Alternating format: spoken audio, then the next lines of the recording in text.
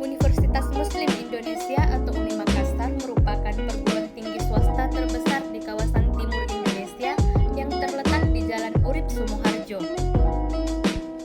Keberadaan Universitas Muslim Indonesia belum tergoyahkan sebagai salah satu perguruan tinggi Islam swasta tertua, terbesar, dan terkemuka.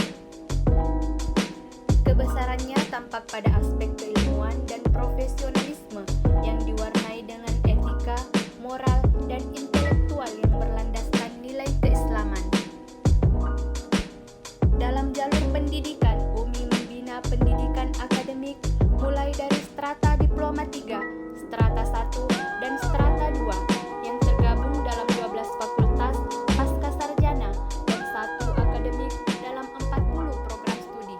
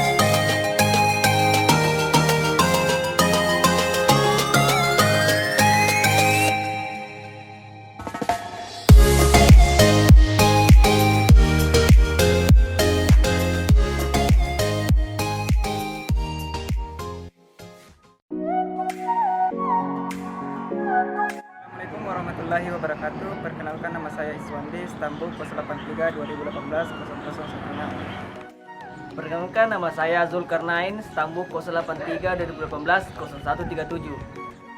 Perkenalkan, nama saya Serai Saputra, Stambul 083 2018 0136.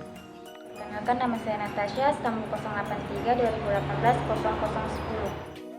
Saya Andi Reski Astrina Ashar, Stambul 083 2018 0131, kelas C4 Ekonomi Sumber Daya Alam dan Lingkungan. Kami dari Universitas Muslim Indonesia, Fakultas Pertanian, Program Studi Agribisnis.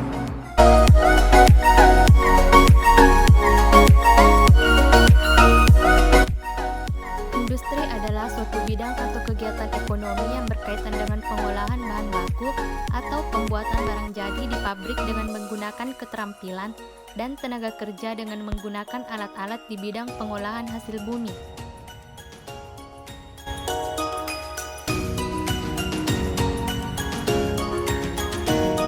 Adapun industri yang ada di Kabupaten Bone, Kecamatan Salok Meko, yaitu industri penggilingan padi.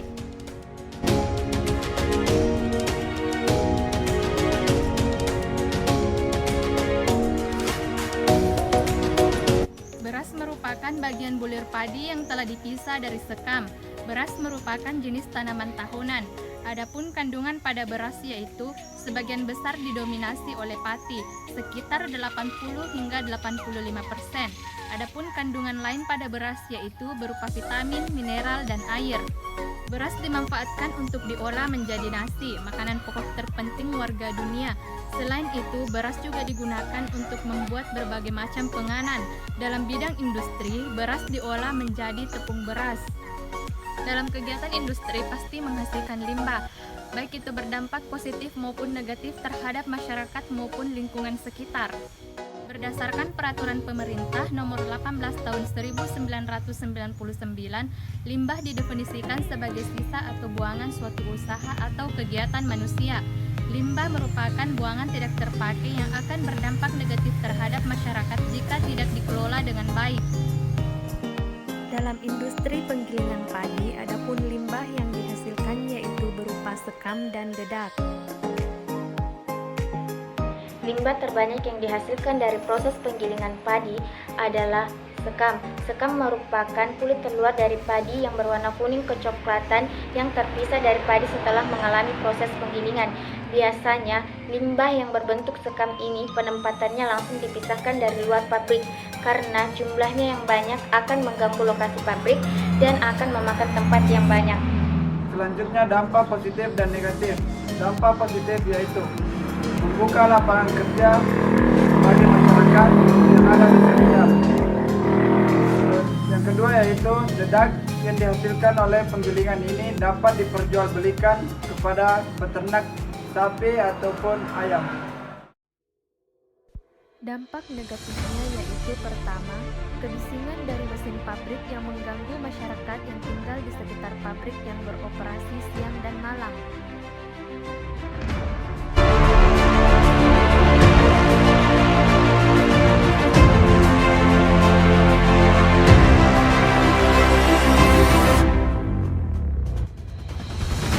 Kedua yaitu, debu dari proses penggilingan padi dapat menimbulkan pencemaran udara dan gangguan pada organ pernapasan bagi masyarakat, terutama tenaga kerja pada industri penggilingan padi tersebut. Ketiga, asap dari mesin penggilingan padi mengakibatkan kualitas udara di sekitar pabrik menurun. Keempat, pembakaran sekam di tempat terbuka mengakibatkan pencemaran udara berupa emisi gas hasil pembakaran yang dapat meningkatkan jumlah polutan dalam udara yang dapat mengganggu kesehatan masyarakat. Apabila masuk ke tanah sawah akan mengganggu pertumbuhan pada tanaman padi. Karena sekam mengandung lignin dan selulosa yang cukup besar yang tidak dapat terurai langsung di dalam tanah.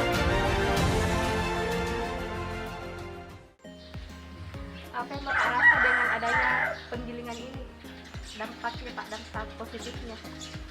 Dampak bagusnya begitu. Iya. Oh, harusnya membuka kesempatan sebuah lapangan pekerjaan untuk bagi Pekerjaan. terus ya ada tambah-tambahan lah buat Iya, keberhasilan di Pak. Iya. Kalau dampak positifnya kan kita memerlukan banyak orang untuk bekerja, Iya, Pak. terutama itu lapangan kerjanya. Yang kedua untuk mengisi-ngisi sehari-hari sebagai kebutuhan pokoknya lah.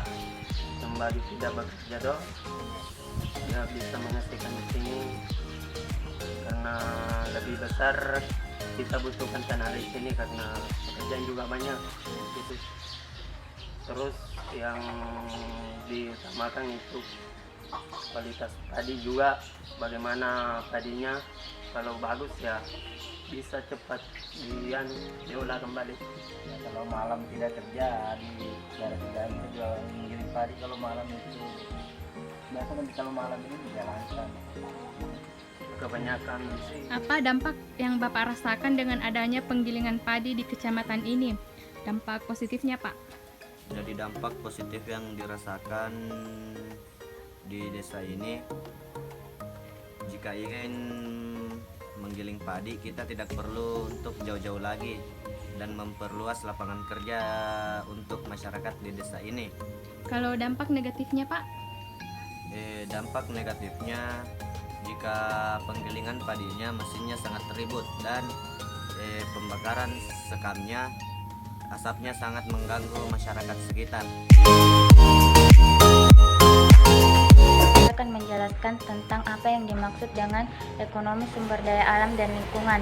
Ekonomi sumber daya alam dan lingkungan atau ilmu ekonomi sumber daya alam dan lingkungan adalah ilmu yang mempelajari tentang perilaku atau kegiatan manusia yang dilakukan dalam memanfaatkan sumber daya alam dan lingkungannya yang terbatas, sehingga fungsi dan peranan dari sumber daya alam dan lingkungan tersebut dapat dipertahankan atau bahkan dapat ditingkatkan penggunaannya dalam jangka waktu yang panjang ataupun berkelanjutan. Baik, adapun tujuan dari sumber daya alam yaitu untuk memahami peran sumber daya alam dalam perekonomian dalam rangka mengembangkan metode yang lebih berkelanjutan. Dalam mengelola sumber daya alam tersebut, guna memastikan ketersediaannya untuk generasi yang akan mendatang. Selanjutnya, setelah mengetahui tujuan dari ESDAL, ada pula manfaat ESDAL bagi pemerintah. Yang pertama yaitu sebagai pencegahan jika terjadinya pencemaran lingkungan terhadap itu. Yang kedua yaitu untuk menghindari konflik dengan masyarakat.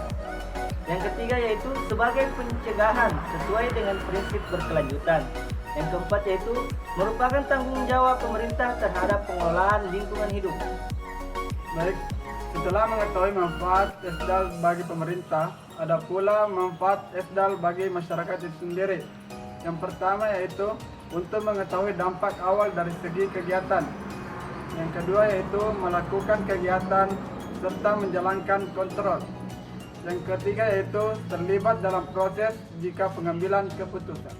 Sekian video dari kami, jangan lupa like, komen, dan share. Terima kasih banyak yang sudah menonton. Assalamualaikum warahmatullahi wabarakatuh.